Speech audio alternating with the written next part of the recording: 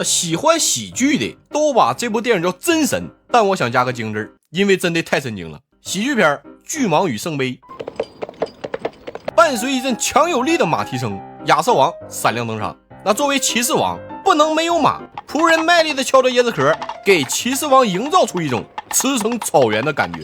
看到一座城堡，亚瑟王说他是大不列颠的统治者，最近正在招骑士，想见一见城堡的主人。那城堡上的人说，你连个马都没有，还招骑士，骑椰子壳吗？看来这不是同道中人，不理解这匹骏马的强度。那城堡附近的某个村庄，专业收尸人正在收尸，一个男人扛着他老爹问收尸人，这个多少钱？那看这个品相，最多1块钱。男人刚要给钱，但他老爹不乐意了，那我还没死呢。但收尸人一榔头下去，促成了这单买卖。那这时候亚瑟王踩着节奏过来了，亚瑟王继续寻找骑士，遇到2个玩泥巴的小伙。那按照惯例，亚瑟王表明了国王身份，小伙挺意外，我们还有国王呢，你凭什么说自己是国王？亚瑟王说，湖中女神高举圣剑，说我就是执掌圣剑之人，所以我就是国王啊！所以你雇了个女人躺湖里，给你把剑，你就是国王了。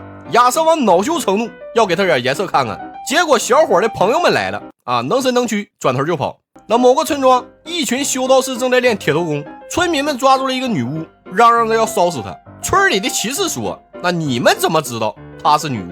村民们说，她看起来像啊。那女巫说，是村民们把她打扮成这样的。那骑士一听说村民们太草率了，根本就不科学。那咱得从科学的角度分析，女巫为什么能被烧着？村民们沉默了，但有个聪明人说出了答案，女巫是木头做的啊！回答正确。那如何分辨它是不是木头呢？村民们说，把它扔进湖里，因为木头会浮起来。哎，又不严谨了是吧？那科学要讲究严谨，想一想还有什么能浮起来？正巧亚瑟王路过，大喊了一声鸭子。骑士说，完全正确。那由此可以得出结论，如果它和鸭子一样重，那它就是木头做的女巫。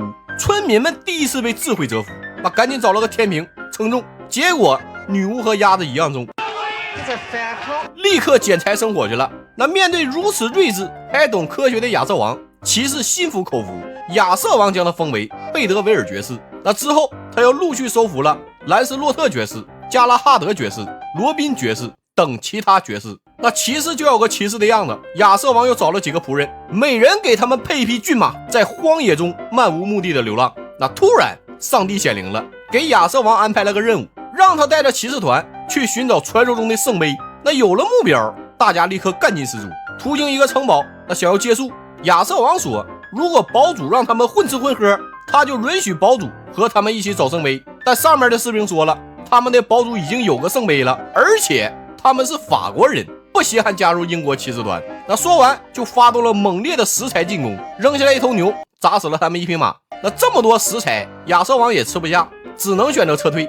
那第二天，骑士团搞了个兔子屋，那法国士兵觉得挺好玩，就把兔子屋推进了城堡。这是贝德维尔的计谋，他将会藏在兔子屋里，杀他们个措手不及。那你为什么还在这儿？那就在这个时候，法国士兵又把兔子发射了，又砸死他们一匹马。那与此同时，一名历史学家正在拍纪录片，说城堡一战失败后，亚瑟王严重受挫。历史学家的妻子报了案，警方立刻开始调查。那回到亚瑟王这边，为了尽快找到圣杯，亚瑟王决定让骑士们分头行动。罗宾碰到了个3头巨人，加拉哈德碰到了150个女人，非说他有病，非要给他检查身体。那即将要与150个女人斗智斗勇，但兰斯洛特突然出现，说他现在很危险。加拉哈德表示自己能打赢，对方只有150个人而已。那另一边，亚瑟王和贝德维尔遇到个老人，老人说想要找到圣杯，必须要先找到一名巫师。亚瑟王立刻召集骑士集合，他们走过了春夏秋冬，吃了几个吟游诗人，那终于找到了巫师的领地。巫师法力高强，那山的这头扔个雷，山的那头扔个雷，亚瑟王一会儿连连鼓掌。那巫师一看有人欣赏他，炸得更起劲了。那他决定亲自带着骑士团去。那即将到达目的地的时候，马儿们突然慌张了。那没办法，亚瑟王命令骑士下马，一行人步行前进。